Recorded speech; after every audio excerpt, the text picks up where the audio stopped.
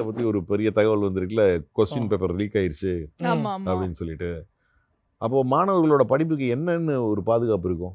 ஒருத்தர் நீங்கள் வந்து கஷ்டப்பட்டு படித்து போகிற ஒருத்தன் வெறும் 5 லட்ச ரூபாயை வச்சுட்டு அவன் கொஸ்டின் பேப்பர் வாங்கி எழுதிட்டானா அவனுக்கு எவனுக்கு ரிசல்ட் நல்லா வரும்? அவனுக்கு தான் ரிசல்ட் நல்லா வரும். ஆமா அப்போ படிப்பில் என்ன விஷயம் இருக்குது அப்படின்னு ஒரு கொஸ்டின் மார்க் மாணவர்களே வருமா இல்லையா?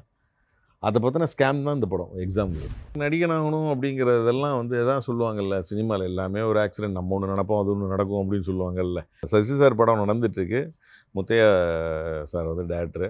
ஸ்பாட்டில் நம்மளை கூப்பிட்டு அண்ணா நீங்கள் பண்ணுங்கன்னாங்கிறப்பில் முத்தையா சரி எனக்கும் திடீர்னு நம்மளை நடிக்க கூப்பிட்றப்ப நம்ம அதுக்குண்டான இதுக்கு நம்ம எப்படி வந்து பொருந்துவோமா என்னன்னு ஒன்று இருக்குல்ல. நம்மளே திடீர்னு நம்ம ஒருத்தரை நடிக்க சொன்னோம்னா அவங்க இதுக்கு செட் ஆவாங்களா என்னன்னு நமக்கு ஒரு கன்ஃபியூஷன் இருக்க தானே செய்யும். நான் அப்படி ஒரு கன்ஃபியூஷனில் தான் போய் நடித்தேன். சரி சார் நல்லா தான் பண்ணுவார், நீங்கள் பண்ணுவீங்க அப்படின்னு. ஆனால் ஃபஸ்ட்டு ஷாட்லேயே எல்லோரும் ஒரு மாஸ்டர் ஷாட்டில் நடிக்கவும் எல்லோரும் சிரித்தாங்க, டோட்டல் யூனிட்டும்.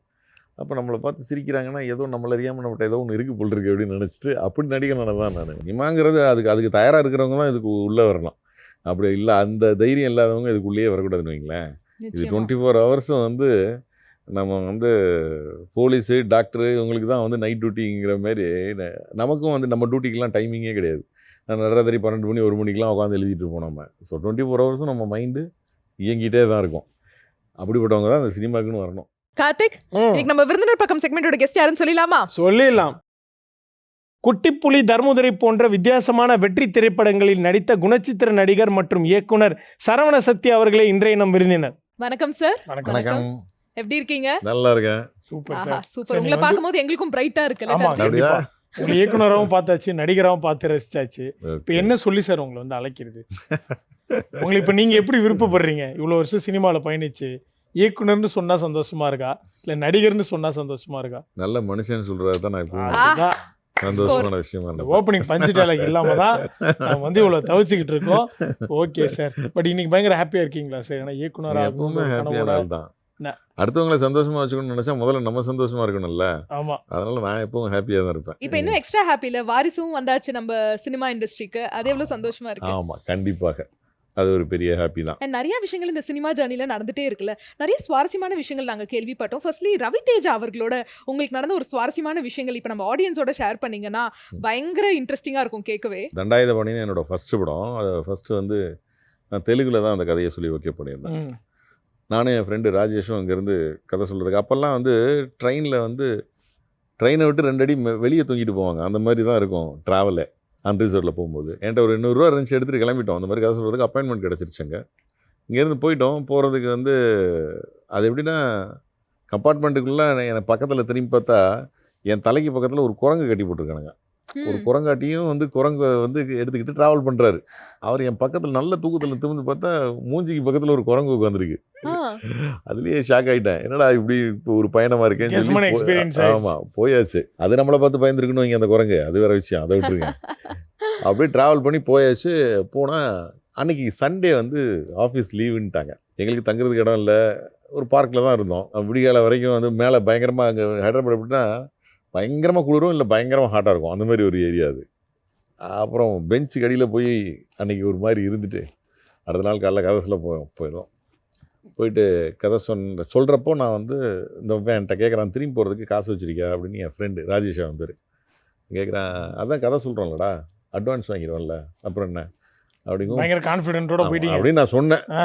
அதுக்கு போடா சைக்கிள்னு நான் திட்டினா அது வேறு விஷயம். ஆனால் என்ன, நான் கதை சொல்லி அட்வான்ஸ் வாங்கிட்டேன். வாங்கியாச்சு. ஆமாம், ரவிதேஜா. அந்த ரவிதேஜாவோட 2வது படமும் 3வது படமும் நினைக்கிறேன். அப்போது கமிட் ஆகிட்டேன். அந்த டைமில் என்னென்னா என்னோட அசிஸ்டன்ட் டேரக்டர் ஒருத்தர் ரத்னா சொல்லி இப்போ வரைக்கும் என்கிட்ட கூட ஆக்டரு, அவர் திடீர்னு வந்து பிரெயின் ஸ்ட்ரோக் ஆகி வந்து ரொம்ப டெத் கண்டிஷனில் அவர் பாடியை வாங்கிக்கங்கன்னு சொல்லி தான் என்னை கூப்பிட்டாங்க. இங்கே வந்து அவரோட ஹாஸ்பிட்டலைஸில் கிட்டத்தட்ட ஒரு 30 days நான் இருக்க வேண்டியதாக போச்சு. அதில் அந்த படம் ட்ராப் ஆகிடுச்சு. அதை விட்டுருங்க. அதனால் அந்த படம் ட்ராப் ஆகிடுச்சு. பட் ஏன்னா இவர் உயிர் பொழைச்சிக்கிட்டாரு, நம்ம கூட இவ்வளோ நாள் ட்ராவல் ஆகிட்டு இருக்காரு. அதில் வந்து கொஞ்சம் மிஸ் ஆயிடுச்சு. அது சினிமா தானே, நம்ம நினைக்கிற மாதிரியே ஒன்று நடந்துருச்சுன்னா அது லைஃப்பில் என்ன சுவாரஸ்யம் இருந்திருக்க முடியும். புரியுது சார். பட் அந்த அட்வான்ஸ் என்ன சார் பண்ணீங்க? அட்வான்ஸை திரும்பி போனப்போ வந்து படத்துக்கான ஃபீஸ் இது. ஆமாம், ஒரு 5 லட்ச ரூபா அதுக்குள்ளே அவங்களும் செலவு பண்ணிட்டாங்க. நம்ம ஹோட்டல் ரூம் போட்டது அது இதெல்லாம். Okay okay okay. அப்புறம் என்ன, அது போச்சு, அவங்களுக்கும் போச்சு, நமக்கு படம் போச்சு. சார் இந்த ஓவர் இயர்ஸ் நீங்கள் சினிமாவில் பயணிச்சதுக்கு அப்புறமா இவர் வந்து பயங்கரமான ஒரு ஸ்டார் ஆயிட்டாரு. இப்போ வரைக்கும் படம் பண்ணிருக்காரு சூப்பராக. ஸோ அப்போ வந்து நீங்கள் வேறு ஏதாவது கதை சொல்லி இப்போ ஒரு பைலிங்கலாக பண்ணலாம் ட்ரை பண்ணியிருக்கீங்களா? நம்ம இல்லை கண்டிப்பாக வந்து இப்போ வரைக்கும் அந்த ட்ரைனிங்கில் தானே இருக்கோம். இப்போ மட்டும் என்ன நம்ம வந்து இப்போ எல்லாரும் சொல்லிக்கிற மாதிரியான பெரிய வெற்றிப்பட இயக்குனரெல்லாம் வந்து நம்ம இன்னும் ஆயிடலையே. அதுக்குண்டான போராட்டம் எப்போ அடையிறோமோ அடைஞ்ச பிறகு இன்னும் போராட்டமாக இருக்கும். அடையிற வரைக்கும் அதை நோக்கின போராட்டம் நமக்கு இருந்துட்டு தானே இருக்கும். எப்போதுமே போராட்டம் தான். இதுதான் சினிமாங்கிறது. அதுக்கு தயாராக இருக்கிறவங்க தான் இதுக்கு உள்ளே வரலாம். அப்படி இல்லை அந்த தைரியம் இல்லாதவங்க இதுக்குள்ளேயே வரக்கூடாதுன்னு வைங்களேன். இது 24 ஹவர்ஸும் வந்து நம்ம வந்து போலீஸு டாக்டரு இவங்களுக்கு தான் வந்து நைட் டியூட்டிங்கிற மாதிரி நமக்கும் வந்து நம்ம டியூட்டிக்கெலாம் டைமிங்கே கிடையாது. நான் நடராத்திரி 12 மணி 1 மணிக்கெலாம் உட்காந்து எழுதிட்டு இருப்போம் நம்ம. ஸோ 24 ஹவர்ஸும் நம்ம மைண்டு இயங்கிட்டே தான் இருக்கும். அப்படிப்பட்டவங்க தான் அந்த சினிமாக்குன்னு வரணும். இல்லைன்னா ரொம்ப கஷ்டப்பட்டு போயிடுவாங்க. ஏன்னா அது வெளியில இருந்து பாக்குறதுக்கு ஒரு பெரிய பிம்பமா இருக்கா, சினிமா இண்டஸ்ட்ரிக்கு வந்துட்டாலே கோடி கோடியா சம்பாதிச்சிடலாம்ப்பா. என்கிட்ட ஒரு அசிஸ்டன்ட் டேரக்டர் நீங்கள் சொல்கிறதுக்காக சொல்லுவேன். ஒரு அசிஸ்டன்ட் டேரக்டர் என்கிட்ட வேலை கேட்டு வந்தான் மதுரையிலேருந்து. சரி வாடா அப்படின்னு சொல்லி வந்து கூப்பிட்டா ஃபஸ்ட்டு டே ஒரு மொட்டை வெயில். அதில் வந்து ஒரு ஃபைட் ஒன்று எடுத்துகிட்டு இருக்கோம். அருவாள் எடுத்துகிட்டு இங்கிட்டு 4 பேர் ஓட அங்கிட்டு 4 பேரோட அப்படி ஒரு ஃபைட் எடுத்துருக்கோம். 2வது நாள் நான் ஊருக்கு போகிறேன் சார். நான் ஏன்னா என்ன சார் சினிமாவில் அப்படியே கலர் கலராக பொண்ணுங்கள்லாம் உட்காந்து ஜிகினா லைட்ஸ் எல்லாம் போட்டு ஜாலியாக இருக்கும் அப்படின்னு பார்த்தா இப்படி மொட்டை வெயிலில் அருவாளை தூக்கிட்டு இங்கிட்டு வெட்டுறானுங்க நீங்களும் இவனுங்களை கத்திக்கிட்டே இருக்கீங்க. இப்படி இதுலலாம் என்னால் வேலை பார்க்க முடியாதுன்னு 2வது நாளே கிளம்பி போயிட்டான். 2வது நாளே எஸ்கேப் ஆயாச்சு. என்ன படம் வாழ்க்கையில் பார்த்துட்டு தப்பிச்சுக்கிட்டான் அவன். அவர் என்ன படம் பார்த்துட்டு ஏதோ ஒரு படம் பார்த்துட்டு ஜாலியா. பொதுவாக வந்து இது வெளியே பார்க்கறதுக்கு தான் வந்து ரொம்ப சந்தோஷமான ஒரு இதாக இருக்குமே தவிர 24 ஹவர்ஸும் இயங்கிட்டே இருக்கு ஒரு டிபார்ட்மெண்ட்டு, டைரக்ஷன் டிபார்ட்மெண்ட்டு. எனக்கு தெரியும் என்னோடய ஃப்ரெண்டு இப்போ சர்க்குணம் வந்து எக்ஸாம்னு ஒரு படம் இப்போ நானும் நடிச்சிருக்கேன். அதில் 3 மணி நேரம் நான் தூங்கி அந்த 80 நாள் ஷூட்டிங்லேயும் ஒரு நாளைக்கு அவர் 2.5 ஹவர்ஸு இல்லைன்னா 3 ஹவர்ஸ்க்கு மேலே தூக்கி நான் பார்த்ததே இல்லை. ஒரு 80 டேஸும் சொல்கிறதுக்கு சுலபமாக இருக்கும். ஒரு 2 or 3 டேஸ்னால் பரவாயில்ல, ஒரு 5 days 10 daysனால் கூட சமாளிக்கலாம். 80 days அந்த மாதிரி தொடர்ந்து இருக்கணும்னா நான் சீரியஸாகவே சொல்கிறேன், ஒரு 3 ஹவர்ஸ்க்கு மேலே நான் தூங்கி பார்த்ததில்ல. அவ்வளோ உழைப்பு வெளிலேருந்து பார்க்குறோம், எல்லாம் கம்ஃபர்ட்டாக அதுக்கு உண்டான பலனும் அந்த ப்ராஜெக்டில் இருக்கும்னு நம்புகிறேன். ஏன்னா அது ஒரு பெரிய ஓகே ஒரு ப்ராஜெக்டாக வந்திருக்கு. ஸோ இதோட ஷூட்டிங்கில் எந்தெந்த பிளேசஸில் போச்சு சார்? இது வந்து ஊட்டி. இங்கே இப்போ பார்த்தீங்கன்னா அதோட ஒவ்வொரு ஃப்ரேமும் அப்படியே ஹாலிவுட் ஃப்ரேம் மாதிரி இருக்கும். கேமரா அந்தளவுக்கு அருண் ரொம்ப பிரமாதமாக பண்ணியிருக்காரு. பிகாஸ் அதோட எல்லா பிளேஸுமே வந்து ஊட்டி, வண்டிப்பெரியார்னு ஒரு இடம், அப்புறம் கேரளா, அந்த மாதிரி வந்து லொக்கேஷனாகவே ரொம்ப அருமையான இடங்களை தேர்ந்தெடுத்து வந்து ஷூட் பண்ணப்பட்ட ஒரு வெப் சீரிஸ் தான் எக்ஸாம். புஷ்கர் காயத்ரி அவங்க தயாரிச்சிருக்காங்க. ரொம்ப தேவையான படம் கூட. இன்றைக்கி பார்த்தீங்கன்னா ஒரு நீட்டை பற்றி ஒரு பெரிய தகவல் வந்திருக்குல்ல, கொஸ்டின் பேப்பர் லீக் ஆயிடுச்சு அப்படின்னு சொல்லிட்டு. அப்போது மாணவர்களோட படிப்புக்கு என்னென்னு ஒரு பாதுகாப்பு இருக்கும்? ஒருத்தர் நீங்கள் வந்து கஷ்டப்பட்டு படித்து போகிற ஒருத்தன் வெறும் 5 லட்ச ரூபாயை வச்சுட்டு அவன் கொஸ்டின் பேப்பர் வாங்கி எழுதிட்டானா அவனுக்கு ரிசல்ட் நல்லா வரும், அவனுக்கு தான் ரிசல்ட் நல்லா வரும். அப்போ படிப்பில் என்ன விஷயம் இருக்குது அப்படின்னு ஒரு கொஸ்டின் மார்க் மாணவர்களே வருமா இல்லையா? அதை பற்றின ஸ்கேம் தான் இந்த படம் எக்ஸாம்ங்கிறது. டிஎன்பிசி எக்ஸாமோட ஃபுல் விஷயத்தை ரொம்ப ரிசர்ச் பண்ணி ஒவ்வொரு கேஸையும் ரிசர்ச் பண்ணி அது 2008, 2012, 6 இப்படி நடந்த ஸ்கேம்ஸ் எல்லாம் வந்து கலெக்ட் பண்ணி அதிலேருந்து ஒவ்வொரு ஆஃபீஸர்ஸையும் போய் பார்த்து பெரிய ஹோம்ஒர்க் பண்ணி பண்ணப்பட்ட ஒரு வெப் சீரிஸ் இந்த எக்ஸாம்ங்கிறது. அப்போ இனிமேல் வந்து இந்த பசங்களுக்கு கொஸ்டின் பேப்பர்லாம் லீக் ஆகக்கூடாது. இப்போ சீக்கிரட்டி போட்டு உடைக்க ஒரு படமே நம்ம மட்டும் பார்த்துட்டு அப்படி கைதட்டிட்டு போகிறது ஒரு ரகம். இன்னொன்று இதை பார்த்துட்டு அதுலேருந்து ஒரு பாடம் கற்றுக்கிறது இன்னொரு ரகம். இந்த எக்ஸாம் அந்த மாதிரி இருக்கும். இதை பார்த்தா நம்ம டெஃபினட்டாக இப்போ வந்து ஸ்கேம் பண்ணுறவங்களுக்கு ஒரு பயம் வர்ற மாதிரியான ஒரு விஷயத்த வந்து சொல்லியிருக்காரு டேரக்டர். அதனால வந்து அது கன்ஃபார்மாக வந்து இது ஒரு படமாக இல்லாமல் ஒரு பாடமாகவே இருக்கும்னு நம்பலாம். படமா இருக்காது, பாடமா இருக்கும். அங்கே இருக்கு பசங்களா பிட்டி பேப்பர் வாங்கி எழுதிடலாம் நினைக்காதீங்க. பயங்கரமான ஒரு ப்ராடக்டோட வராங்க.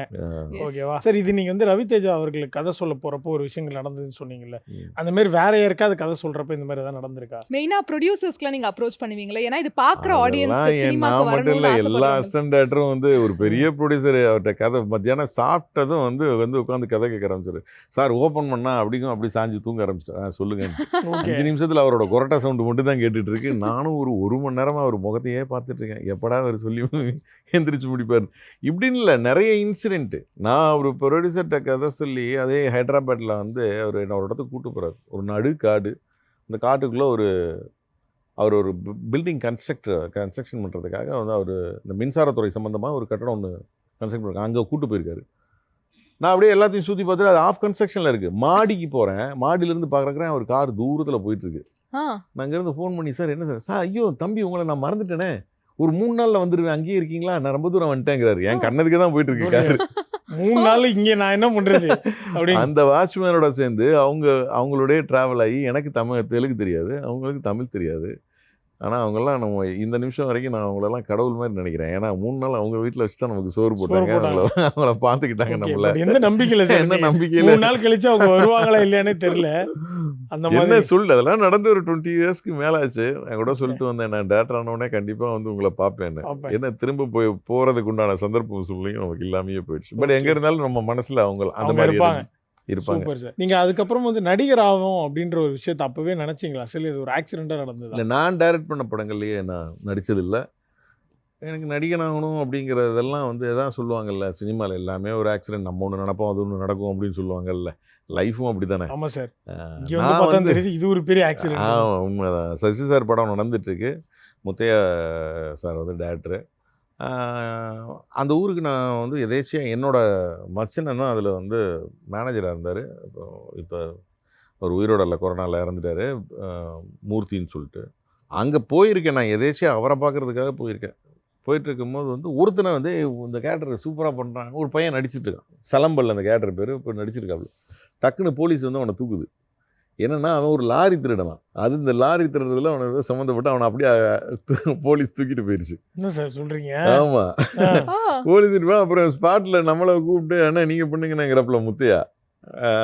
சரி, எனக்கும் திடீர்னு நம்மளை நடிக்க கூப்பிட்றப்ப நம்ம அதுக்குண்டான இதுக்கு நம்ம எப்படி வந்து பொருந்துவோமா என்னன்னு ஒன்று இருக்குல்ல. நம்மளே திடீர்னு நம்ம ஒருத்தரை நடிக்க சொன்னோம்னா அவங்க இதுக்கு செட் ஆவாங்களா என்னன்னு நமக்கு ஒரு கன்ஃபியூஷன் இருக்க தானே செய்யும். நான் அப்படி ஒரு கன்ஃபியூஷனில் தான் போய் நடித்தேன். சரி சார் நல்லா தான் பண்ணுவார், நீங்கள் பண்ணுவீங்க அப்படின்னு. ஆனால் ஃபஸ்ட்டு ஷாட்லேயே எல்லாரும் ஒரு மாஸ்டர் ஷாட்டில் நடிக்கவும் எல்லாரும் சிரித்தாங்க, டோட்டல் யூனிட்டும். அப்போ நம்மளை பார்த்து சிரிக்கிறாங்கன்னா ஏதோ நம்மள அறியாமல் நம்மகிட்ட ஏதோ ஒன்று இருக்கு போல் இருக்கு அப்படின்னு நினச்சிட்டு அப்படி நடிக்கணும் தான் நான். அண்ட் அதே மாதிரி நீங்கள் வந்து நிறைய டேரக்டர்ஸோட ஒரு கனெக்ட் இருக்கிறதுனால உங்களுக்கு பேக் டு பேக் மூவிஸ் ஆக்டராக வருதுன்னு நினைக்கிறீங்களா சார்? அந்த ஒரு நெட்வொர்க்கிங் ரொம்ப முக்கியமா? 100% சினிமாவில் நீங்கள் யார் வேணாலும் ஒரு லைட் மேனாக தான் இருக்காருன்னு நீங்கள் அவரை வந்து மரியாதை குறைவாக நடத்த முடியாது. அவரே நாளைக்கு உங்களுக்கு ப்ரொடியூசராக வந்து நிற்கலாம், அவரே நாளைக்கு உங்களுக்கு டேரக்டராகவும் வந்து நிற்கலாம். அதுதான் இந்த ஃபீல்டு. யார் எப்படி இருப்பாங்க? 4 பேர் அஸ்வஸ்டாஸ் ரூமில் என் கூட இருந்தவங்களில் 2 பேர் காணாமல் போயிருப்பாங்க, 2 பேர் பெரிய டேரக்டர் ஆகிருப்பாங்க. அவங்க அவங்கள நீங்கள் இவரெல்லாம் பெரிய டேரக்டர் ஆயிடுவாரா நீங்கள் யாரை நினைக்கிறீங்களோ அவங்க பெரிய டேரக்டர் இருப்பாங்க. இவரெல்லாம் படம் பண்ணார்னா பெருசாக பண்ணுவார்னு நினச்சவர் இந்த ஃபீல்ட்லேயே இல்லாமல் எங்கேயாவது போய் பொடி கடை வச்சுருந்துருப்பாரு. அப்படிதான் நான் இந்த ஃபீல்டு இத்தனை வருஷம் அனுபவங்களில் நான் பார்த்தது வந்து அப்படிதான் நிறைய பேரை. சரி, இப்போ ஒரு மாதிரி பயங்கர கமெண்டிங்காக பேஸ் வாய்ஸில் பேசுகிறீங்க. நாங்கள் பார்த்து ரசித்த படங்கள் எல்லாம் உங்கள் வாய்ஸ் டோட்டலி வேறு மாதிரி இருக்கே சார். அது வந்து இப்போ உங்களுக்கு என்ன, இப்போ நான் பேசுகிறது இது நார்மல் என்னோடய வாய்ஸு. இப்போ குடி புள்ளியெல்லாம் நம்ம அது காமெடி ரோல் இல்லை, அது எனக்கெல்லாம் ரொம்ப கோவம் வந்துச்சுன்னு ஏன் அப்படின்னு பேசுகிறோம்னா அது நம்ம குரலை மாற்றி பேசுகிறது தானே. Okay sir. அதே மாதிரி தர்மதுரை படமும் உங்களுக்கு மிகப்பெரிய ஒரு ஐடென்டிட்டியாக இருந்துச்சு. நீங்கள் பண்ண டைலாக்ஸாக இருக்கட்டும், கேரக்டராக இருக்கட்டும், எல்லாமே. ஸோ அந்த படம் கொடுத்த உங்களுக்கு ஒரு சாட்டிஸ்ஃபேக்ஷனை சொல்லுங்கள் சார். அது மூலிமா அந்த கமெண்ட்ஸ் எல்லாமே உங்கள் கேரக்டருக்கு. ஏன்னா படம் ஃபுல்லாக வந்து ஒரு சோகமும் எமோஷனல் இருந்தாலும் தர்மதுரை படம்னு ஒன்று நடந்ததுக்கே மெயின் காரணத்தில் நானும் ஒரு ஆள். ஓ அப்படியா சார்? ஆமாம், அதில் ஓப்பனிங் தேங்க்ஸ் கடை என் பேர் தான் வரும். என்ன சார் சொல்கிறீங்க? ஏன்னா அதோட ஃபுல் ப்ரொடக்ஷனை வந்து நான் தான் பார்த்துக்கிட்டேன். ஒரு 6 வருஷம் முன்னாடி உங்களுக்கு தெரிஞ்சுட்டு இருந்திருக்கலாம். ஆமாம், ஆர்கே சுரேஷ் ப்ரொடியூசர், சீனு ராமசாமி என்னோட நெருங்கின நண்பர். அவர் ஒரு கதை சொல்லியிருக்காரு இந்த இந்த இதுக்கு முன்னாலேயே அவர் இந்த கதையை சொல்லிட்டாரு. எனக்கு அந்த சென்ட்ரல் த்ரெட் அதில் ரொம்ப பிடிச்சிருந்துச்சு. நான் தான் ஆர்கே சுரேஷ்ட சொன்னேன். அப்புறம் சேது மாப்பிள்ளைட்டையும் வந்து அந்த கதையை போய் அப்ரோச் பண்ணோம். ஒரு 15 டேஸில் அரேஞ்ச் ஆன ஸ்கிரிப்ட் படம் தான் அது. ஒரு 15 அடுத்த 15ஆவது நாள் அவரோட டேட் இருக்குது. 15 டேஸ்க்குள்ளே அந்த படத்தை ஆர்கனைஸ் பண்ணோம். அந்த மாதிரி 15 டேஸ்க்குள்ளே தான் அந்த படத்தோட கதையே அவுட்லைனாக இருந்ததை 10 நாளில் சீனு ராமசாமி வந்து கம்ப்ளீட்டாக எழுதி முடிக்கிறாரு. அது எழுதும் போதே வந்து ஒவ்வொரு டெக்னீஷியனாக ஆர்டிஸ்ட்டாக அங்கேருந்தே கமிட் பண்ணுறோம். நாங்கள் எல்லாம் வந்து முதலையே ஸ்பாட்டுக்கு போயிட்டோம். எப்படி கதையெல்லாம் எதுவும் அப்போதான் ரெடி ஆகி படம் பண்ண போகிறோன்ட்டு அங்கே போயிட்டோம். எங்கன்னா குற்றாலத்துக்கு அங்கே போய் ரூமில் உட்காந்து கதை எழுத அப்படியே ஒவ்வொரு ஆளாக டெக்னீஷியனாக. ஒரு நல்ல படம்ங்கிறத நம்ம என்ன தான் உழைச்சாலும் அதுக்குண்டான நல்ல படம்னா அதுக்கு உண்டான விஷயங்களெல்லாம் அதுவே வந்து அட்ராக்ட் பண்ணி எடுத்துக்கிறோம் அப்படிங்கிறதுக்கு அந்த படம் எனக்கு ஒரு நல்ல எக்ஸாம்பிள். பேசுகிற மனசை தொடுற ஒரு பெரிய படம்னா அந்த படமும் ஒன்றும் இல்லையா? Yes sir. ஆமாம், அந்த படம் அமைஞ்சது. அந்த சாங் வந்து அது பெரிய காமெடி. இது சார் அந்த மக்கா கலங்கு மடிச்சு இழுக்கு இதப்பா அந்த சாங் வந்து ஆக்சுவலாக வந்து ஒரு போலீஸ் அவர் வந்து ஒரு இலவு சாங் இதில் வேணும் அப்படிங்கிறதுனால அவர் வந்து அப்படியே அவர் பாடியே காமிச்சார். அப்படியே வீட்டில் எரி கூட அதை அப்படியே அனுப்பி விட்டு அப்படி பண்ண அந்த பாட்டு வந்து பெரிய ஹிட் ஆச்சு. சரியான ஹிட். ஆமா. என்ன சார் அப்போ அப்படி வந்த பாட்டாது ஆமா சார்? Super sir. அந்த ஊருக்கே திரும்பி போய் அடுத்து ஒரு பார்ட் 2 எடுக்க வேண்டியதானே சார் தர்மதுரை? இல்ல, கண்டிப்பா தர்மதுரை 2 எப்போ வேணா எடுக்கலாம். எப்போ வேணாலும் எடுக்கலாம். ஆமா, அந்த மாதிரி ஸ்கிரிப்ட் தான் அது. பட் இப்போ நீங்கள் சொன்னீங்கல்ல விஜய் சேதுபதி அவர்கள் கன்ஃபார்ம் ஆயிட்டாரு, அதுக்கு அடுத்து வந்தவங்களாம் நாங்களா சூஸ் பண்ணோம் அப்படின்ட்டு. தமன்னாவை யார் சார் சூஸ் பண்ணது? தமன்னா வந்து ப்ரொடியூசர் தான் சார் உண்மையா சொல்லுங்க சார். கன்ஃபார்ம் சார் ப்ரொடியூசர் தான் சூஸ் பண்ணாப்ல. ஓகே அதெல்லாம் பிஸ்னஸ் தானே. ஓகே நம்ம அதுக்குண்டான டெக்னீஷியன் தமனாகம்னா அப்படி போகும்போது தானே அது ஸ்ட்ரக்சரா பெருசா வரும். கரெக்டா. அதுக்காக சூஸ் பண்ணது. அடுத்த தமன்னா டிஸ்கஷன் உங்களுக்கு ரொம்ப பிடிக்குமா? ஆமா சார், கல்லூரியிலே டேஸ்லேருந்தே அந்த பிடிக்கும். ஒளிவட்டம் தெரியுதுல சார் ஒளிவட்டம் பேசுற. அப்படியே சொல்லவும் டக்குன்னு பிரைட் ஆகுது. அவங்க கல்லூரி நடிச்சப்ப நான் ஒரு பள்ளி பள்ளி பருவத்தில் பருவத்துல இருந்தீங்க. இப்போ வரைக்கும் பிடிக்கும் சார். பப்பில அதனால. இருந்திருக்கு உங்களுக்கு. ஆமா சார். ஓகே. கடைசி அங்க சுத்தி இங்க சுத்தி விஜய் சேதுபதி தமன்னா வீட்டுக்கு போறப்ப தான் நான் ஹாப்பி ஆனேன். ஓகே அப்பதான் ஹாப்பியா நீங்க? ஆமா சார். கரெக்ட். பார்த்தா அங்க ஒரு அதுல வந்து சேது வந்து செத்துற மாதிரி இருந்தது ஆக்சுவலா கிளைமேக்ஸ். ஓ ஓகே. கடைசியை போட்டு அடிப்பாங்களே அங்கேயா? தமன்னா வந்து பிரெக்னண்டா வெயிட் பண்ணிட்டு இருப்பாங்க, அங்க சேது இறந்துருப்பாரு. நல்ல வேலை அதுதான் நீங்க actually பிரெக்னண்டாட இருந்தது. வெயிட் பண்றதோட அந்த படம் முடியும். அப்புறம் வந்து நல்ல வேலை. இந்த மாதிரி தமன்னா ஃபேன்ஸ் எல்லாம் யாரும் டென்ஷன் ஆகி கல்ல விட்டு எரிஞ்சிடக்கூடாதுன்னு சொல்லிட்டு மாத்தி நல்ல வேலை இப்படி வந்து நீங்க பண்ணாம விட்டீங்க. இது கேட்கும் போதே எங்களுக்கு பக்கு பக்கு பக்கு பக்குங்குது இல்ல. இல்ல, அங்க அது படமா நாங்க பார்க்கும் போதும் அப்படி இருந்தது. இல்ல அங்க யோசிச்சு பார்த்தா ரெண்டு கிளைமேக்ஸ் இருந்தது. ஆல்ரெடி தமன்னாக்கு வந்து ஒரு கல்யாணம் ஆயிருக்கும், அங்க ஒரு பிரச்சனையா இருக்க ஒரு ரிலேஷன்ஷிப், ஆமா, அங்கேருந்து காப்பாத்தி அங்க உள்ள ஒரு போறக்கிறப்ப இவர் இறந்துருந்தாருன்னா ஆமா. யோசிச்சு பாருங்க தமன்னா நிலைமைய. ச்சே, அதுக்காக என்ன நீங்க எல்லாம் இருக்கீங்கல்ல, அதனால சார் நான் என்ன சார் I mean, இப்படி சொன்னீங்கன்னா புரியல எனக்கு. யூ மீன் இந்த இந்த மாதிரி ரசிகர்கள் இருக்கிற வரைக்கும் கவலைப்பட வேணாம்னு சொல்ல வந்தேன். சரி, நீங்க எப்படி டேரக்டரா உள்ள வந்துட்டு அதுக்கப்புறம் நடிகரானீங்க, அந்த மாதிரி நிறைய விஷயங்கள் போச்சு. இப்போ விஜய் சேதுபதி அவர்கள் வந்து நடிகரா வந்தாரு, அதுக்கப்புறம் இன்டூ டைரக்ஷனா இருக்கட்டும், ரைட்டிங்கா இருக்கட்டும், ஸ்கிரீன் பிளே ரைட் பண்றாரு, டயலாக்ஸ் எழுதுறாரு. நீங்க சொல்ற மாதிரி நல்ல பெரிய நடிகர்கள் இவருன்னு இல்லை, டைரக்ஷனே பண்ணாத நடிகராக இருந்தாலும் அவங்களுக்குள்ள ஒரு இயக்குனர் கண்டிப்பா இருக்கும். அவங்களுக்கு தெரியும் இந்த டயலாகை பேசினா இவங்க கிளாப்ஸ் வரும், இந்த இடத்துல ஃபேஸ் எக்ஸ்பிரஷன் இப்படி கொடுத்தா கிளாப்ஸ் வரும், இந்த இடத்துல ரசிக்கிற பொதுவாக நிறைய ஃபேன்ஸ் வச்சுருக்கவங்களுக்கு அவங்களுக்கு தெரியும் தன்னோட ஃபேன்ஸ் இந்த இடத்துல நமக்கு கிளாப்ஸ் பண்ணுவாங்க அப்படிங்கிறத வந்து அவங்க கணிச்சிருவாங்க. அப்போ அவங்களுக்குள்ள ஒரு இயக்குனர் இல்லாத யாரும் ஒரு பெரிய நடிகராக வந்திருக்கவே முடியாது. அவங்களுக்குள்ள கண்டிப்பாக இருப்பாங்க. அதனால ஆல்ரெடி அதே மாதிரி எல்லா இயக்குனருக்குள்ளேயும் ஒரு நடிகை இருந்துக்கிட்டே இருப்பான். என்ன அதை எக்ஸ்பிரஷனாக சில டேரக்டர்களுக்கு வேணால் நடிக்க தெரியாமையும் இருக்கலாம். சில பேர் நடிகர்கள் டேரக்டர்கள்லேயே நிறைய பேர் நம்ம கூட பண்ணும்போது கஷ்டப்பட்டதையும் நம்ம வந்து பார்த்துருக்கோம். நான் மதிக்கும் மிகப்பெரும் ஒரு இயக்குனர் அப்படின்னா வந்து காதல் படத்தோட இயக்குனர் என்னோட சகோதரர், அவர் தான் வந்து பாலாஜி சக்திவேல்னு. ஒரு ஷாட் 2 பேரும் நந்தாவில் வந்து மாஸ்டர் ஷாட் நடிச்சிட்டே இருக்கோம். ஒரு ஷாட் இருக்குன்னா ஒரு 5-6 டேக் போயிடுச்சு அவருக்கு. அப்போ நான் சும்மா அவர் காதுகிட்ட போய் என்ன நடிப்புங்கிற பேரில் எத்தனை பேரை வந்து பின்னி பெடல் எடுத்திருப்பீங்க, ஆனால் நடிக்க வரும்போது இதில் இருக்க பிரச்சனை என்னன்னு தெரியுதானே அப்படிங்கவும் வந்து ஆமாம் தம்பி நடிக்கிறது கொஞ்சம் கஷ்டம்தான் போல் இருக்கு அப்படின்னாரு. ஓகே.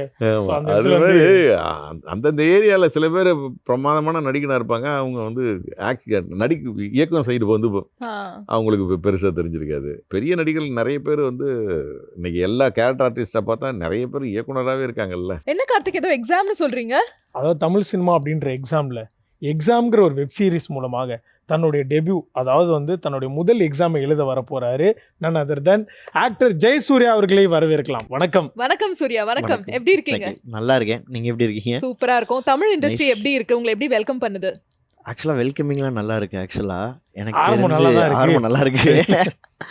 இதுக்கப்புறம் நம்ம எப்படி நம்மளோட டேலண்ட்ல சர்வே ஆகுறோம் அப்படிங்கிறத பொறுத்து தான் நினைக்கிறேன். இன்னும் நிறைய கற்றுக்கிட்டு இருக்கேன், இன்னும் நிறைய கற்றுக்கணும்னு நினைக்கிறேன். எக்ஸாம் வெப் சீரிஸ் எப்படி வந்திருக்கு? ரொம்ப நல்லா வந்திருக்கு. நான் டே பிஃபோர் எஸ்டர்டே தான் ப்ரெஷ் ஷோவில் தான் பார்த்தேன். அதுக்கு முன்னாடி டப்பிங்கில் பார்த்துருக்கேன். பட் எனக்கு ஃபர்ஸ்ட் டைம் பார்க்கும்போதே அந்த ஆஸ் அ த்ரில்லராக லைக் ரொம்ப எக்ஸைட்டிங்காக இருந்துச்சு. அண்ட் 7 எபிசோடுமே ஒரே ஸ்ட்ரெஸ்ஸில் தான் பார்த்தோம். காலையில் ஒரு 10:30 ஈவினிங் 4:30 வரைக்கும் பார்த்துருக்கோம். ஒவ்வொரு எபிசோடுமே அவ்வளோ த்ரில்லிங்காக எக்ஸைட்டிங்காக அந்த ஒரு எபிசோட்லேருந்து அடுத்தென்னங்கிற மாதிரியே அந்த எட்ஜ் ஆஃப் த கார்னர்லேயே உட்காந்து பார்த்துட்டு இருந்தோம். நைஸ், ரொம்ப நல்லா வந்திருக்கு. ஹோப்பிங் அது மக்களுக்கும் பிடிக்கும் நான் நம்புகிறேன். ஜெயசூர்யா இருந்தாலும் வந்து ரிலீஸ் ஆகி நல்ல வரவேற்பு பெற்றிருக்கு. இந்த ரெஸ்பான்ஸ் எப்படி இருக்குது உங்களுக்கு? எவ்வளோ ஹாப்பி நீங்கள்? ரொம்ப ஹாப்பிண்ணா, ரொம்ப ஹாப்பி. லைக் வந்து நிறைய பேர் பாராட்டினாங்க, நிறைய பேர் கால் பண்ணி நல்லா பண்ணியிருக்கடா தம்பி அப்படிங்கிற மாதிரி சொன்னாங்க.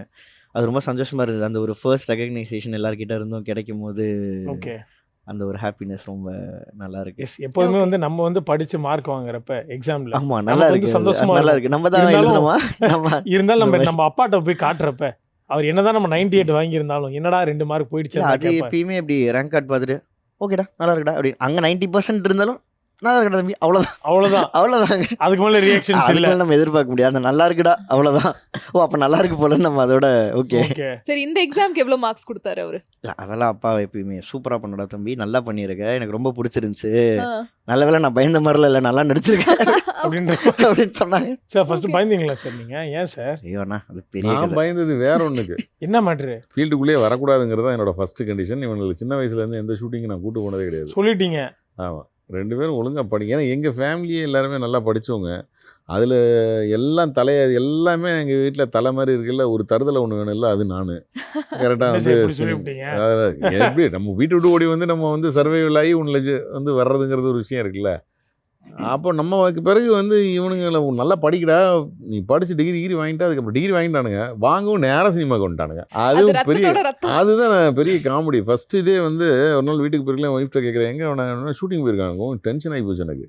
ஏதோ ஷூட்டிங் போயிருக்கானா, என்ன வேடிக்கை போயிருக்கானா, நடிக்க போயிருக்காங்க அப்படின்னா. அப்புறம் பார்த்தா ஏவிஎம்ல வந்து அவனாக போய் ஆடிஷனில் இருந்து அதில் வந்து அறிவழகன் சார் டேரக்டர், அதில் வந்து ஒரு கேரக்டர் பண்ணியிருந்தான், ஒரு சின்ன கேரக்டர். ஃபஸ்ட்டு சம்பளமே தலைவர் ஏவிஎம்ல வாங்கிட்டாரு. பா, வேற லெவல். அது ஆடிஷன் போய் 2021ல் அதுக்கப்புறம் நான் சரி வந்துருச்சு புள்ள, அப்புறம் நம்ம விடக்கூடாதுன்னு சொல்லிட்டு நான் டைரக்ட் பண்ண குலசாமியில் ஒரு கேரக்டர் கொடுத்து நடிக்க வச்சேன். அதுக்கப்புறம் என்னோட பெஸ்ட் ஃப்ரெண்டு சீன்ராமசாமி என்னை அது கூப்பிட்டு இப்போது இந்த கோழிப்பண்ண செல்லதுறையில் ஃப்ரெண்டு கேரக்டரை நடிக்க வச்சாப்புல. எக்ஸாமுக்கு வந்து இப்போ ஆக்சுவலாக வந்து சர்க்குணம் வந்து ஃபுல் ஆடிஷன் வச்சுட்டு இருந்தார். அப்போ நான் ஜஸ்ட் இன்ஃபார்ம் பண்ணேன் அவன்கிட்ட, இந்த மாதிரி வந்து மாமா பண்ணிட்டுருக்காரா, நீ போய் வந்து ட்ரை பண்ணு. நான் ஏன்னா அந்த கதைக்கு கரெக்டாக ரொம்ப பர்ஃபெக்டான ஒரு ஸ்கிரிப்ட், அது டெஃபினட்டாக வந்து கேரக்டர்லாம் கரெக்டாக செட் ஆனால் தான் வந்து, அது பர்டிகுலர் இவன் கேரக்டர் ரொம்ப இம்பார்ட்டன்ட் கேரக்டர். அதனால அது நல்ல கேரக்டராக இருக்குது, சரி நம்ம வந்து அதில் ரெக்கமெண்டெல்லாம் பண்ணக்கூடாதுன்னு நினைப்பேன். ஏன்னா எனக்கும் யாரோட ரெக்கமெண்டேஷனை விட கதை ஒன்று ரெக்கமெண்ட் பண்ணும், அதை தான் நம்ம கேட்கணும்னு நினைப்போம். சர்க்குணமும் அது மாதிரி தான், அந்த கதை என்ன சொல்லுதோ அதை தான் கேட்கணும்னு இருப்பேன். நீ இந்த விஷயத்தை கூட வந்து நான் தான் சர்க்குணத்திட்ட இருந்து கற்றுக்கிட்டேன் அப்படின்னு சொல்லலாம். ஏன்னா கதை ஒரு விஷயம் கேட்கும் பங்கு, அதை தான் நம்ம கேட்கணும் அப்படின்னு. அப்போ வந்து சரி நீ போய் ஆடிஷன் போ அப்படின்னு சொல்லி வந்து போனப்போ, அப்புறம் ஆடிஷனில் அவர் செலக்ட் ஆகி அப்படி கிடச்சதான் அந்த கேரக்டர். ஏன்னா ரொம்ப அவ்வளோ பெரிய பெரிய ப்ராஜெக்டில் ஒரு கேரக்டர் நமக்கு கிடைக்குதுங்கிறப்போ, அது வந்து இவனோட திறமைனால தான் அது கிடைக்கணுமே தவிர ரெக்கமெண்டேஷனால் இருக்கக்கூடாது அப்படிங்கிறதுல நானும் தெளிவாக இருந்தேன். அதனால் நீ போய் நடிச்சு காட்டு. அப்புறம் போய் நடிச்சு காட்டினது எல்லாருக்குமே அவங்களுக்கு எல்லாருக்குமே பிடிச்சது. ஆக்சுவலாக நல்ல கேரக்டர், பட் கோழிப்பண்ணை செல்லதுரை வந்து பெருசா ரிசெப்ஷன் வரல, எதிர்பார்த்த ஒரு ரிசெப்ஷன் வரல. ஸோ ஒரு ஆக்டரா உங்களுக்கு அது டிசப்பாயிண்டிங்காக இருந்ததா? சீன்ராமசாமி சார் மாதிரி பெரிய டேரக்டர்ஸ் இருக்கும்போது அவ்வளோ வாழ்வியனால கதை வந்து நம்ம எடுத்துகிட்டு போகும்போது, அண்ட் ப்ரொடக்ஷன்லேயுமே அவ்வளோ நல்ல ப்ரொடக்ஷன், விஷன் ப்ரொடக்ஷன் வந்து அவ்வளோ சூப்பராக அதை வந்து ப்ரொமோட் பண்ணியிருந்தாங்க, அவ்வளோ சூப்பராக எல்லா இடமே ரிசீவ் பண்ணியிருந்தாங்க. பட் ஆனால் அதோட நிறைய பேர் இண்டஸ்ட்ரி பீப்புள் எல்லாருமே ரொம்ப நல்லா ரிசீவ் பண்ணி எல்லாருமே சொன்னாங்க, இந்த கதை ரொம்ப நல்லா இருக்குது, நாங்கள் பார்த்துட்டு எங்கள் ஃபேமிலியில் இருக்கிற மாதிரியே இருக்குது அப்படிங்கிற மாதிரி சொல்லி நிறைய பேர் வந்து பாராட்டியிருந்தாங்க. ஸோ அது வந்து ரொம்ப ஹாப்பியாக தான் இருந்துச்சு. அண்ட் இன்னும் பெருசாக போயிருந்துருக்கணும் அப்படின்னு நினச்சோம். லைக் என்ன சொல்கிறது, இன்னும் கொஞ்சம் அதர் இண்டஸ்ட்ரீஸ்லேயும் இன்னும் பெருசாக வந்து ஹிட் அடிச்சிருக்கணும் அப்படிங்கிறது பெரிய நடிகர்களில் தான் பாதிக்கும். ஒரு ஹீரோவாக நீங்கள் இருந்து அப்படின்னா தான் வந்து பாதிக்கும். சப்போர்ட்டிங் கேரக்டராக பண்ணுறப்போ நமக்கு அந்த பயம்லாம் இல்லைல்ல. ஆமா. நமக்கு என்ன நம்ம அதுக்கே ஒரு அழகாக தலைவன் ஹீரோ ஆகிட்டான்னா அப்போ வந்து பயந்து தான் ஆகணும். இது அது வரைக்கும் நமக்கு எந்த பயமும் பிரச்சனை தேவையில்லை. இல்லை. கரெக்ட். அதனால ஆமா. இப்ப இவ்வளவு அடுத்த நேரம் படத்தை பேசினது தாண்டி ஒரே போய். வார்த்தையில லாக் பண்ணி முடிச்சிட்டாரு. பட் ஆமா, இவ்வளவு ஆமா, அப்பா ஆமா. ஸ்ட்ரிக்டா இருந்தாலும் அந்த ஆடிஷன் போகணுன்ற அந்த தாட் எப்போ வந்துச்சு? நீங்க அங்க அது போய் ஆக்சுவலாக வந்து என்ன நானா ஸ்ட்ரிக்ட் கேட்டு பாருங்க அவங்கள. இல்ல. நீங்க தான் அவ்வளவு கோவப்படுற ஆளு. இல்லை நீங்க. அது ஆக்சுவலாக என்ன விஷயம்னா, நான் என் பசங்களை என் சின்ன வயசுல இருந்து ஒரே ஒரு அடி கூட இது வரைக்கும் அடிச்சது இல்லை. அப்படியா சார்? இல்ல, ஆமா. நாங்கள் 2 திட்டவும் பேரும் பெருசா பயங்கர மாட்டேன். ஜாலி, பயங்கர ஃப்ரெண்டு தான். அப்பாவுக்கு என்னன்னா, நீ வந்து ஸ்டடீஸில் தான் போகணும், நீ சிவில் சர்வீஸ் தான் பண்ணணும் அப்படி சேல் சர்வீஸ் அந்த ஐடியா தான் சொல்லிட்டு இருந்தாங்க. பட் ஆனால் எனக்கு ஃபில்ம் இண்டஸ்ட்ரியில் வந்து பண்ணணும் அப்படிங்கிற ஒரு தாட் வந்து என்ன காரணம், இருந்துட்டு நம்ம பட்ட காயங்க நம்ம பிள்ளைங்க படக்கூடாதுன்னு நினைப்போம்ல. வேற ஆமா. என்ன ரீசனா இருந்திருக்க முடியும்? அவ்வளவுதான். நம்மள வந்து அங்கங்க போட்டு முட்டு சந்தில இருந்து ஆரம்பிச்சு 10 பேர் 11 பேர் குழுல வளைச்சு அடிச்சிருக்கானுங்க. சரி நம்ம அந்த வழியெல்லாம் தாங்கிட்டோம், நம்ம பிள்ளைங்களுக்கு எதுக்கு தலையிலுது, நல்லா படிக்கட்டும் அப்படின்னு அப்படி ஃபீல் தானே இருக்கட்டும். அப்படிதான் நான் நினைச்சேன். ஓகே சரி நானும் அந்த முட்டு சந்துக்கு வர்றேன்னா, ஓகே சரி வா அதை ஹைவேயா மாத்திடுவோம் அப்படின்னு சொல்லி அப்படின்னு சொல்லிட்டு ஆஹா. சூப்பர். அப்படிதான் அப்படி வந்ததுதான் சினிமாக்கு. நீங்க ஃபஸ்ட்டு போன இந்த ஏவிஎம் எக்ஸ்பீரியன்ஸ் எப்படி இருந்தது? அது வந்து ஆக்சுவலாக வந்துட்டு எனக்கு அங்கே ஆடிஷன் நடக்குதுன்னு மட்டும் தெரியும். அங்கே வந்து யாருக்குமே தெரியாது நான் அவரோட அப்பாவோட சன் அப்படின்னு அங்கே யாருக்குமே தெரியாது. நான் ரேண்டமாக ஆடிஷன் போகிற மாதிரி தான் போனேன் ஏவிஎம்மில். அப்போ வந்து அங்கே கோ டைரக்டர் சார் தான் பார்த்துட்டு ஆடிஷன் எடுத்தாங்க.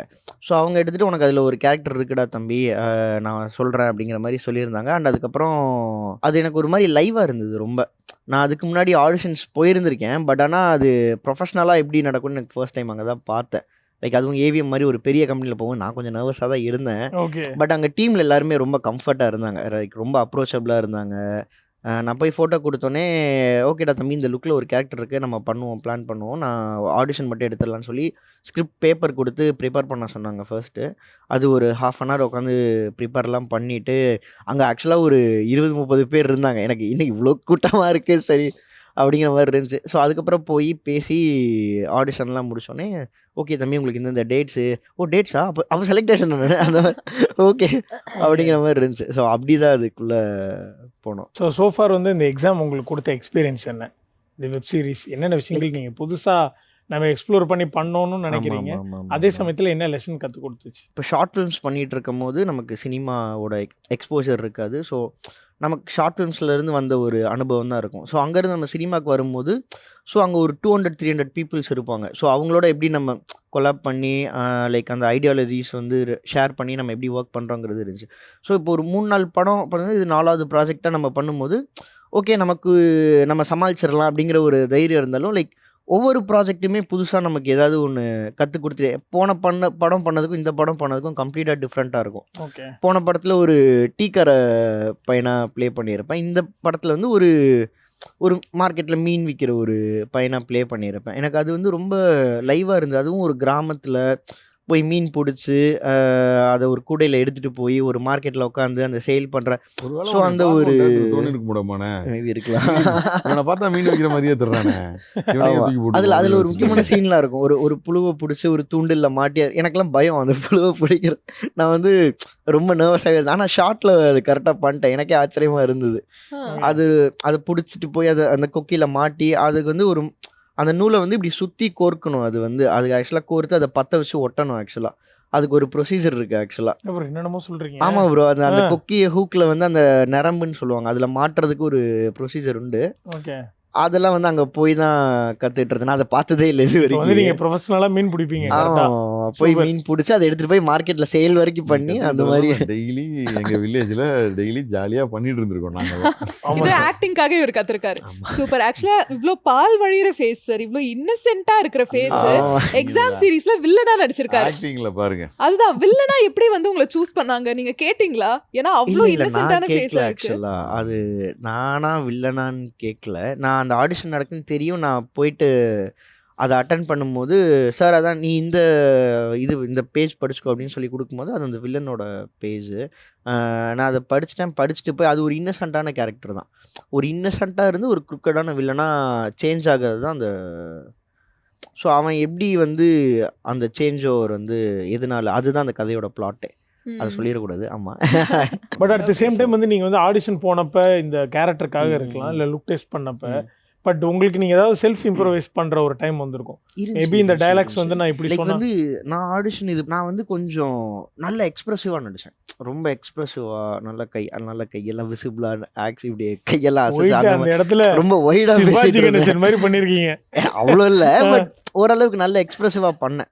பட் ஆனால் வந்து லைக் அந்த கேரக்டர் ரொம்ப லைவாக இருக்கணும்டா தம்பி. லைக் இது நம்ம இந்த டேரக்டர் சாரோட இன்புட் தான் எல்லாமே வந்து மோஸ்ட்டாக. அது வந்து நீ ரொம்ப லைவாக நேச்சுரலாக அந்த கேரக்டர் எப்படி இருக்குங்கிறதுக்கு ஏற்ற மாதிரி ரொம்ப சட்டில்டாக நீ எவ்வளோ சட்டில் பண்ண முடியுமோ அவ்வளோ சட்டில் பண்ணி மினிமலைஸ்டாக அந்த பாசஸ் கரெக்டாக எடுத்து ஸோ ப்ளே பண்ணணும். அந்த கேரக்டரை நல்லா அப்சர்வ் பண்ணிக்கோ அப்படின்னு சொல்லி எனக்கு நிறைய டைம் கொடுத்தாங்க. நான் அதுக்கு லைக் எனக்கு ஷூட்டிங் போகிறதுக்கு ஒரு 3-4 மந்த்ஸ்க்கு முன்னாடியே மொத்தமாக பவுண்டு வாங்கிட்டு போய் உட்காந்து ஃபுல்லாத்தையும் படித்து செஞ்சு அதுக்கப்புறம் எங்கெங்கே நம்ம என்னென்ன ப்ளே பண்ணணும். ஸோ நான் வெல் ப்ரிப்பேர்டாக தான் போனேன் செட்கே. ஸோ ஆடிஷனும் அது மாதிரி கொஞ்சம் டைம் எடுத்து அந்த கேரக்டர் அப்சர்வ் பண்ணி. என்ன தெளிவாக சொல்லிட்டாரு, உங்களுக்கு 100 ரூபாய்க்கு சம்பளம் கொடுத்தா 200 ரூபாய்க்கு நடிப்பீங்க, அதனால் நீங்கள் வந்து அவ்வளோலாம் பண்ணாதீங்க, நடிக்காதீங்க, அப்படி ரொம்ப செட்டில்டாக நடிங்க. உங்களுக்கு எவ்வளோ செட்டில் என்ன தோணுதோ அதை மட்டும் கேஷுவலாக பண்ணுங்க, அதை மட்டும் பண்ணுங்க. ஓகே அதனால் இந்த படத்துக்கு இது காமெடி கேரக்டர் கிடையாது என்னோட கேரக்டர். நீங்கள் பார்த்தீங்கல்ல, ஃபுல்லாகவே serious character. Okay first time serious character பண்ணது எனக்கும் ஒரு ஹாப்பி. அது வந்து ஒரு கதையோடு இருக்கிற ஒரு முக்கியமான அங்கமாக ஒரு கேரக்டராக வந்ததில் ஒரு ஹாப்பி நமக்கு. பயங்கர Super. ஹாப்பி. ஸோ இப்போ ஃபைனலாக 2 பேரும் சொல்லணும், எக்ஸாம் சீரீஸை ஏன் பார்க்கணும் மக்கள்? ஃபஸ்ட் திங்க்கு இன்றைக்கி இவ்வளோ பேர் படிக்கிறீங்க, அந்த படிப்புனால ஒரு பெரிய பலன் கிடைக்குங்கிறது தான் உங்கள் குடும்பத்துக்கும் உங்களுக்கும் ஒரு பெரிய ஆர்வமாகவும் இருக்குது. ஸோ நீங்கள் போய் படிக்க போகிற ஒரு இடத்துல அந்த படிப்பே ஒரு ஸ்கேமாக இருக்குது. அதை வந்து அதோட கொஸ்டின் இன்றைக்கி வந்து நீட் பேப்பரோட ஒரு கொஸ்டின் பேப்பர் ஒரு 5 lakhsக்காக ரிலீஸ் ஆயிடுச்சு அப்படின்னு ஒரு இது படிக்கிறோம். அப்போ படிச்சுட்டு போய் எழுதுகிற ஒருத்தனுக்கும் வெறுமனே ஒரு 5 லட்ச ரூபா கொடுத்து அதோட கொஸ்டின் பேப்பரை வாங்கி எழுதுறவன்ல எவன் பாஸ் பண்ணுவான்னா அந்த 5 லட்சம் கொடுத்து பாஸ் பண்ணுவாங்க பாஸ். ஸோ அந்த விஷயத்தில் இப்படி ஒரு ஸ்கேம் இருக்குது அப்படிங்கிறத வந்து இது ஒவ்வொரு வருஷங்கள்லேயும் நடக்குது.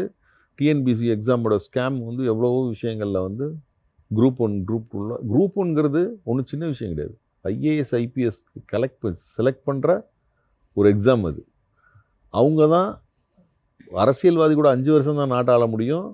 கிட்டத்தட்ட 50 இயர்ஸ்க்கு மேலே வந்து நாட்டை ஆள்றவங்க வந்து அவங்க தான்.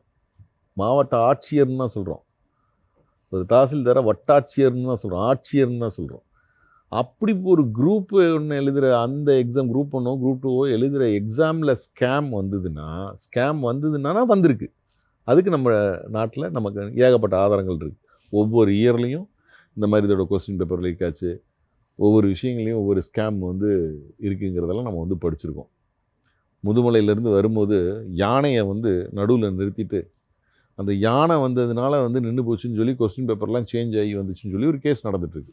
படிக்கிற அவங்க ஸ்டூடெண்ட்ஸ்க்கு வந்து எப்படி வந்து இருக்கும், நல்லா படித்து அவங்க எழுதலாம் அப்படின்னு எக்ஸாம் எழுதி அவங்களுக்கு எவ்வளோ பெயின் இருக்கும். அதை பற்றின ஒரு ஸ்கேமை எப்பவுமே மக்கள்கிட்ட எப்பவுமே ஒரு ஸ்கேம்னா நீங்கள் மக்களுக்கு வெளிச்சம் போட்டு காட்டினா தானே அது நடக்காமல் இருக்கும். அப்படி உண்மையிலேயே இது கிட்டத்தட்ட ஒரு ஏகப்பட்ட விஷயத்தை வந்து ஆராய்ச்சி பண்ணி இது சம்மந்தமான கேசஸ் ஆராய்ச்சி பண்ணி இது சம்மந்தமான எல்லா விஷயத்தையும் உள்ள டீட்டெயில்டாக எடுத்து பண்ண ஒரு வெப் சீரியஸ் தான் டாக்டர் சர்க்குணம் இயக்குன இந்த எக்ஸாம். சர்க்குணத்தோட மாஸ்டர் பீஸ் ஸ்கிரிப்ட் இது, பெஸ்ட்டு ஸ்கிரிப்ட். அப்போவே சொல்லி ஓகேலாம் பண்ண ஸ்கிரிப்ட். அந்த டைமில் இவர் வாகை சுடவா எடுக்க போயிட்டாரு, அவர் வேற படம் போயிட்டாரு. அப்படி வந்து நாட்கள் கடந்து அது வந்து கடைசியில் நம்ம பசங்கள்லாம் வந்து இதில் நம்ம நடிச்சு அப்படியே ஸ்கூல் படிச்சு. ஓகே, வா, ஒரு சூப்பரான ஒரு சர்ப்ரைஸ் எலிமெண்ட் எங்களுக்கு கொடுத்துருக்கீங்க, எதிர்பார்க்காத ஒரு எலிமெண்ட். அண்ட் அதே மாதிரியே சூர்யா, நீங்கள் சொல்லுங்கள், எக்ஸாம் சீரீஸ் எதனால பார்க்கணும்? இப்போ அப்பா சொன்ன மாதிரி லைக் அதில் நடக்கிற ஸ்கேம்ஸ் அண்ட் இது எல்லாமே இருக்கும். லைக் எவ்வளோ பேர் எவ்வளோ இடத்துல இருந்து கஷ்டப்பட்டு இவ்வளோ தூரம் வந்து இப்போ எனக்கு தெரிஞ்ச எவ்வளோ ஃப்ரெண்ட்ஸ் வந்து இங்கே சென்னையில் தங்கி அவங்களுக்கு இங்கே தங்குற சோர்ஸே இருக்காது.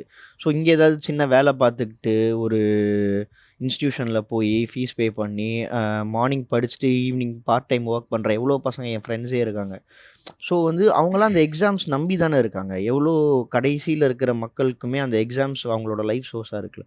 ஸோ அதில் ஸ்கேம் பண்ணுறத வந்து ஒரு ஆர்ட் ஃபார்ம் மூலியமாக எடுத்துகிட்டு போய் மக்கள்கிட்ட சேர்க்கணும். நம்ம எவ்வளோ நியூஸ் பார்க்குறோம், பட் அதில் ஒரு அவேர்னஸும் இதுவும் இல்லை. என்னோடய ஃப்ரெண்டு ஒருத்தங்க கூட எனக்கு ரீசெண்டாக சொல்லியிருந்தாங்க, ட்ரெய்லர் பார்த்துட்டு இதே மாதிரி லைக் 2022 வந்து நான் வந்து குரூப் 1 எக்ஸாம் எழுத போனப்போ இந்த மாதிரி கொஷின் பேப்பர் லீக் ஆயிடுச்சுன்னு சொல்லி அங்கே ப்ராப்ளம் ஆகி சில ஆஃபீஸர்ஸில் அரெஸ்ட் கூட நடந்திருக்கு போல் இருக்கு. ஸோ அது வந்து எனக்கு அந்த டைமில் இதெல்லாம் தெரியாமல் போயிடுச்சு அப்படிங்கிற மாதிரி சொன்னாங்க. தெரிஞ்சிருந்தா நான் அப்பயே வந்து அதுக்கு அகேன்ஸ்டாக கம்ப்ளைண்ட் ரைஸ் பண்ணியிருந்திருப்பேன் அப்படிங்கிற மாதிரி சொன்னாங்க. பட் அவங்களுக்கு அந்த அவேர்னஸ் அந்த டைமில் இல்லை அப்படிங்கிற மாதிரி சொன்னாங்க. ஸோ அது மாதிரி இப்போது அது கண்ணு முன்னாடி நடந்தாலும் அது நடக்குதுங்கிற அவேர்னஸ் இல்லாமல் எவ்வளோ பேர் வந்து அது இருந்துடலாம். ஸோ அந்த அவேர்னஸ் எல்லாருக்குமே இருக்கிற பட்சத்தில் அவங்களே அந்த கம்ப்ளைண்ட்டை வந்து ரைஸ் பண்ணிடலாம், இல்லை அட் த சேம் டைம் அது வெளிச்சம் போட்டு காட்டிடலாம். ஸோ அந்த ஒரு அதை மக்கள்கிட்ட கொண்டு போய் சேர்க்குற விதமாக அதை ஒரு ஆர்ட் ஃபார்ம் மூலியமாக ஹியூமன் எமோஷன்ஸோட கனெக்ட் பண்ணி அண்ட் மண் சார்ந்து அதை எவ்வளோ அழகாக சொல்லணுமோ அந்தளவுக்கு வந்து டாக்டர் சர்க்குணம் சார் வந்து அதை எடுத்துகிட்டு வந்து சொல்லியிருக்காங்க. ஸோ எல்லாரும் அதை மக்கள் எல்லாரும் பார்க்கணும் exam series. Super sir. So 2 பேருமே வந்து இவ்வளோ நேரம் வந்து ரொம்ப அழகாக ரொம்ப யதார்த்தமாக நிறைய விஷயங்கள் உங்களோட சினிமா ஜேர்னி பற்றி ஷேர் பண்ணீங்க. எக்ஸாம் வெப் சீரிஸ் வந்து சூப்பர் டூப்பர் ஹிட் ஆகணும். ஜெயா டிவி சார்பாக பெரிய பெரிய வாழ்த்துக்கள். நிகழ்ச்சிக்கு வந்ததுக்கு ரொம்ப நன்றி. தேங்க்யூ. ஓகே வியூவர்ஸ், கலைமலர் ஷோட எண்டுக்கு நம்ம வந்துட்டோம். எல்லா செக்மெண்ட்ஸுமே பார்த்துருப்பீங்க, உங்களுக்கு கண்டிப்பாக பிடிச்சிருக்கோம்னு நாங்கள் நம்புறோம். அண்ட் இதே மாதிரி இன்னொரு சூப்பரான கலைமலர் எபிசோடில் நாங்கள் உங்களை சந்திக்கிறோம். Until then, it's bye from Pavitra and Karthik Ramadurai. நன்றி, வணக்கம்.